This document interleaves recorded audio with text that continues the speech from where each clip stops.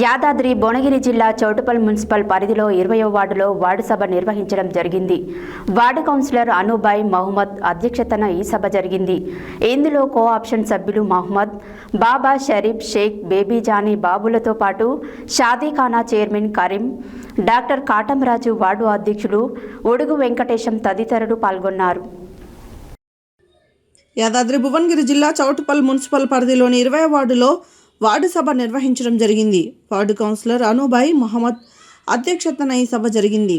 ఇందులో కోఆప్షన్ సభ్యులు మహమ్మద్, బాబా షరీఫ్, షేక్ బేబీ జానీ బాబులతో పాటు షాదీఖానా chairman Karim, doctor Katamraju, ward అధ్యక్షులు ఉడుగు వెంకటేశం తదితరులు పాల్గొన్నారు.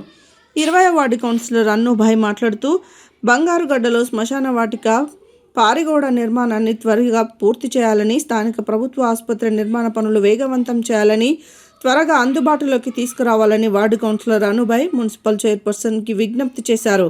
ప్రజలు ఇందిరమ్మ ఇండ్లు, పెన్షన్, పారిశుద్ధ్య సమస్యను అధికారుల దృష్టికి తీసుకురాగా చైర్మన్ మోగ్దాల పావని రమేష్ గౌడ్ పరిష్కరిస్తామని హామీ ఇచ్చారు.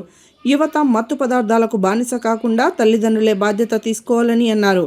చౌటుప్పల్ను మోడల్ సిటీగా మార్చేందుకు ప్రజలు సహకరించాలని కోరారు.